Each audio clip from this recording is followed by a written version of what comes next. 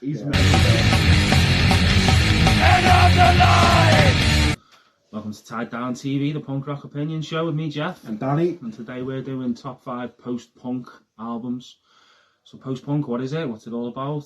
It's kind of a loose term though, isn't it? Because, again, like we said about other genres, maybe retroactively applied, sometimes retrospectively applied, should I say. It's kind of, punk attitude taken on into various other soundscapes and using, it may be taking influence from other outside of punk. Yeah, goth, funk, yeah, jazz even, yeah. All come into play. Some of it can be quite chaotic and noisy. Some of it can still be quite beautifully melodic and sweet. It's a loose term, but it's got to be talked about. There's one big band, isn't there? Yeah. So let's get into them. We've both picked an album each. Yeah. So what is it, do you reckon, about Joy Division that makes them so special? Because when they kind of have like a cult status that very few bands, I think, have got. Do you know what I mean? Were they the first punk band to take like mood and atmosphere and make it a big part of the creative process? Maybe. They use a lot of space, don't they? Yeah, in the yeah. sound, it's very spacious at times. Yeah, I mean, this album, I love it. I think their finest moment is actually side B of that. I think the side B of that, when you've got like 24 Hours and Heart and Soul, and that is just amazing. Decades. Do you know what I mean? I think this is probably, for me, this is the stronger all-round album. Okay. But I think side 2 of that is just their best. So I'm going to slightly disagree on that, because for years and years I agree. I used to think that's the better album. Yeah. Opener on that, Disorder's just amazing. One of my favourite songs Start. by them. Yeah, Start. And obviously She's Lost Control's on there. But I don't know, something changed, and now I think this is the stronger effort. Yeah, I can see what you mean. As time's gone by, I do. It's 9 tracks. Yeah, I think every single I do one go back to that probably more. Same. I think I listen to this one more than that one these days. This has got Shadow Play on it. Yeah. Do you know what I mean? To be fair, not many of the songs on either of the records, any of them really are bad, are they? Let's be honest. But back to Joy Division themselves, like I say, they do have this like kind of status that's so unique to, you know what I mean? Not many bands kind of reach that kind of cult status they've got. Do you reckon a lot of it was down to like Ian Curtis unfortunately committing suicide before they were about to tour America? The tragedy, just before this album came out, wasn't it? And I think that comes into play. That might have something to do with it. Unfulfilled potential. Yeah, I think a lot of the imagery they used as well. One of the only bands that, if you look at like photo, I don't even mean just the graphics on the album covers. I'm talking about the pictures they took of the band and the band photos. They're one of the only bands, apart from like probably like black metal bands, where I look at their photos, and when I look at their photos, I feel fucking freezing. You know what I mean? Very cold. Yeah, very cold. Very, that kind of. You know what I mean? Yeah, that's interesting actually. That's quite good thing. You look at it, and they are. It's insane, isn't it? Because like I said, that launched a million T-shirts. That album cover, didn't it? Everybody's got that. I've actually got this T-shirt as well, to be fair. But I just think, like, I don't know, this one for me. So when the opening song, Atrocity Exhibition, it's all like, it's just very, very percussive. Yeah. You know I think what I mean? Martin Hannett deserves a lot of credit as well. He had some very unusual production techniques. Hairspray in it. Yeah. On isolation. Drum kits set up on roofs and toilets and all sorts of 24-hour party. Yeah. But not, it's true. Like, that's exactly how it went down. Yeah, exactly. But definitely one of the best bands, one of the best British bands of all time. Without a quote I read about them not too long ago, actually, Henry Rollins said, so when the dust settles and everyone actually writes the real history of rock and roll, along with your Rolling Stones, you'll get Joy Division. Yeah, it's true. Yeah. And I think that kind of says a lot, because they are so fucking influential, aren't they? So good. Yeah. But even in these albums, get one of the singles collections as well, because some of the great songs don't even appear on the albums. All of them tear us apart, isn't it? Not even on either of these. No. True. But Joy Division, unbelievable band, unbelievable. So them set apart. Time to get into our lists. Yeah. And my first pick is going to be Marquee Moon by Television. Unbelievable album, this. Venus is an absolute masterpiece of a song, as is Prove It. Yeah. But there isn't a bad song on this. The title track, I think, is amazing. Yeah, everything on it's amazing. Yeah. It's a great album. These, I believe, and again, as I always say, if I'm wrong, please correct me in the comments. I believe these were the first band to play CBGBs, and the story I remember reading about is they turned up one day to CBGBs while Hilly Crystal was actually still making the sign above CBs, and asked if they could play there. and he went to show him around, and they actually they said, oh, you know, it'd be better if you moved the stage, and they convinced him to move the stage, and they actually helped him build the stage where it ended up being. Interesting. Television. Didn't know that, because CBGB stands for Country Blues and Bluegrass. Yeah, well, he said he didn't want to play anything kind of rocky originally, you know, and all this. And rumour has it was these that actually convinced him otherwise. Well, that's interesting. I didn't know that. I do know they got Richard Hell in the band. He went on, did Richard Hell and the Void as well. Yeah, so it was these guys that convinced Hilly to play more rock-based bands, and they asked for a Sunday because that was his quietest day, and he ended up making loads of money because they pulled in all these people, and that they kind of basically started the ball rolling with CBs, which is a kind of a legacy in itself. Without an unbelievable album like this, it's a great album. It is unbelievable. So that's my first choice. Marquee Moon Television. Yeah, it's great. So my next one, I've picked Chairs Missing by Wire. Now, those of you who've watched our other videos, specifically our first one, will see that I picked Wire's debut in the 70s punk one. And I stated in that video that actually wasn't my favourite Wire album. That's because this is my favourite Wire album. But it's fucking great. You know what? I'll actually listen to this again today for about the third time in about a week. Well, obviously coming up with our list picks for this. I just love it. Every song, man. Now, it's quite like, so the song Another the Letter, that's one of my favourites on there. I think you listen to that, this came out in 78. And Men Second, those two tunes, there's like a lot of synthesising. I can hear a lot of 80s stuff that's I don't know if it's directly influenced it or what, but to me, it's ahead of its time, quite a lot of this. My favourite song, Marooned and Heartbeat, are both quite sombre, quite slow, but amazing songs. And you've got a couple on here, Sand in the Joints, and there was another one, I can't remember which one it is. Too Late, the last one maybe, sound quite a lot like they came off Pink Flag as well, so you still have a little bit of that punkier vibe. It's still there. Outdoor Miner, it's like a beautiful pop song almost. There's melodies, it's so nice. And you can hear a lot of the 80s like indie bands have probably taken some influence from that. Like every tune, I can't sell it enough actually, because it's fucking class. Just go and listen to it. It's different, a little bit different. It's not too out there. There's definitely some stuff I'm going to be picking in the next couple of ones. There's way more out there than this. This is well worth a listen, and I know you've not even heard it. I've not heard that. I've heard the odd song, but I've never listened to it as a complete album. It's a great album, I think. Anyway, go and check it out. I'd say any of the first three Wired albums, actually. The first initial run. That one, Pink Flag, Chairs Missing, and I think it's 154. All worth a listen, but this is my favourite pick of the bunch. Right, CD wanker time now. They were always going to get on my list, Siouxsie and the Banshees, and I've gone with Juju.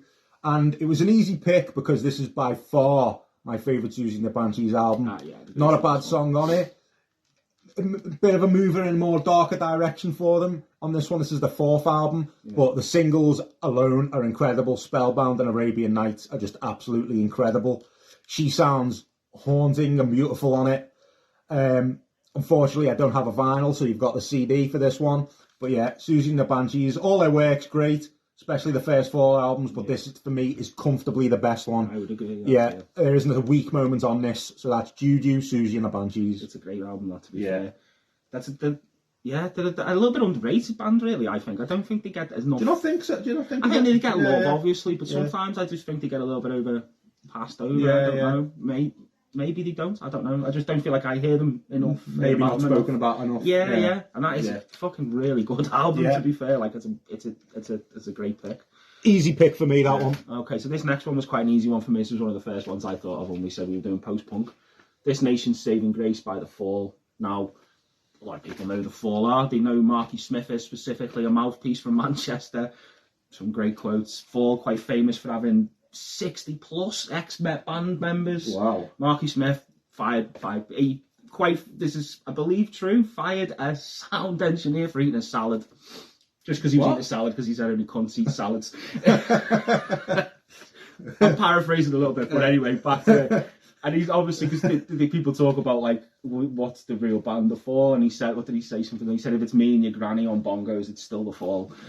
So it's his band, but they've got a massive discography, pretty consistent. I've not heard all of it, to be fair. Are you laughing at him firing for a salad?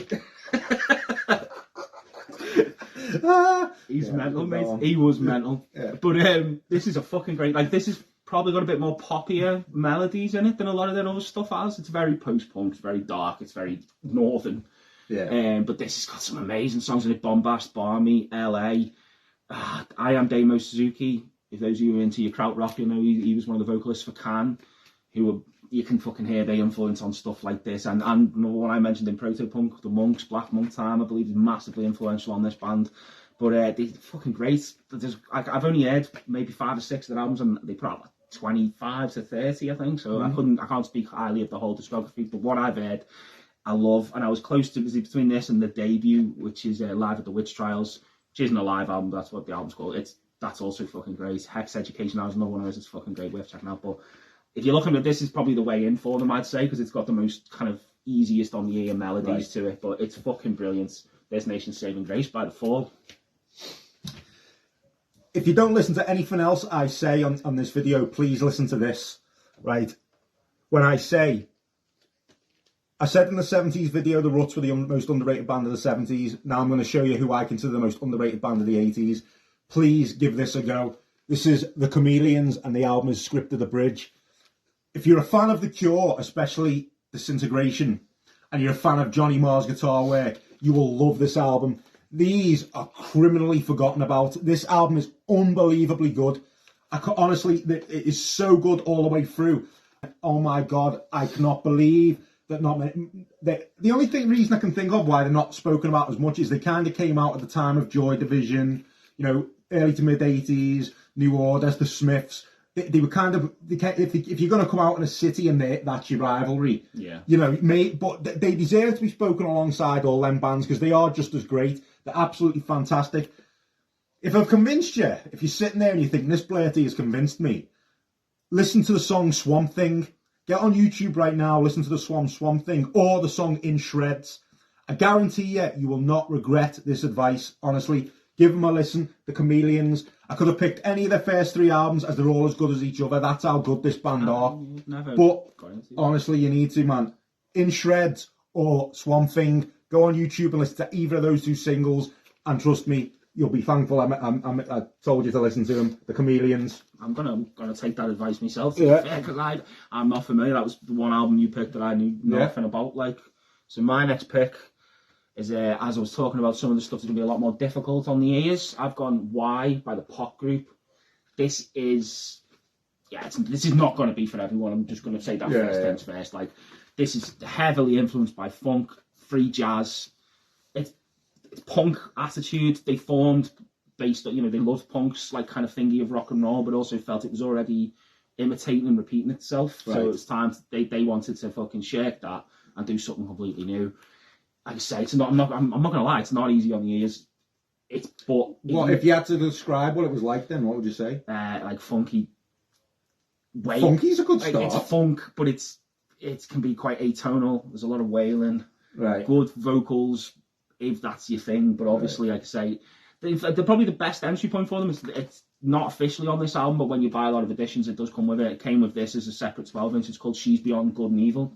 I think that was their like kind of minorish hit in the UK at the time. But it's hard to actually explain what they sound like really. But there's funk, there's jazz. It's like Gang of Four, but not the melody and the song structure. They're completely out of the way of that. Like, again, at the same time, it's not. And they're called the Pop Group. Yeah. It's an ironic name, intentionally, obviously. But it's very hard. Like, lyrically, it's very hard on the political left. It's fucking great though, man. I mean, this obviously for me, like I do like music that challenges me sometimes, and it takes me a few goes before I actually understand what I'm listening to, what the idea or what the message they're trying to convey to me is. But when I got this, I fucking love it. I spin it quite a lot, listen to it. Yeah, they've got other albums which I could recommend as well. They did a comeback album which is called Citizen Zombie, which is actually really good, well worth, and maybe a little bit more melody to it than maybe some of this stuff. I'm not saying there's melody on this, but what I mean is this is it's experimental, it's avant-garde, it's funky, it's got free jazz influence, but it's fucking great. Why? By the Pop Group.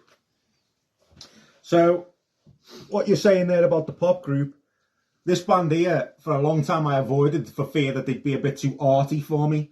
How wrong was I? Because this album is great, and this is Gang of Four Entertainment. This is fucking... If you put this on, you'll be wanting to dance, trust me, because this is one of the grooviest sounding albums you'll hear in post-punk, definitely. As soon as you hear that type of guitar, you straight away, you're banging your head. Absolutely amazing. The first song that I ever heard was Damaged Goods. Absolutely amazing. Yeah, it's just, I don't know loads about this band. No. They're just a band I got into, and like I say, I avoided them for so long because I just thought, I'll be like pretentious arty shit, that will. I was wrong, honestly. I was so wrong. Honestly, this album's amazing from beginning to end. And like I say, it's it's sang in a very cool way. Yeah, the vocal's very cool, do you know what I mean? Almost just spoken. Yeah. There's not, it's almost like spoken the way he sings. Yeah, yeah. Do you know what I mean? Some Leeds, I think, aren't they? Right. I think. Are they? I think so. Okay, yeah. So, yeah, but amazing, very, very dancey, very, very groovy. As soon as you hear that guitar tone, you're banging your head, you know what I mean? It's a fucking great album. Yeah, absolutely amazing. Absolutely brilliant. Yeah. And Damaged Goods was the first tune I heard by them as well. Yeah. And it's just funny how you say, like, you thought you avoided them because you thought it was going to be arty, pretentious shit. Yeah. That'd probably draw me to some bands. Yeah, this is going to be, that's the difference. This is going to be arty and pretentious. Yeah. That's what I always presumed these probably would be. So I was like, I'm not listening to that. You know what I mean? It was a cover that always, the artwork, I'd seen it so many times. It's always out there. Yeah, you know what I mean? It's one of them albums I'd seen, that Gang of Four Entertainment. But you know what? I finally listened to it and I was just like, nah, this is absolutely amazing. Yeah, I've missed out not listening to it. They got called by someone Funk Punk once. I can see that. They fucking hated that, Yeah, but I can see it though. Yeah. Because it is so that. Well, you know weirdly, they said they preferred the term post-punk. Yeah. So there you go. Yeah. But described by whoever reviewer, I think, as funk. I seen that. I seen them on.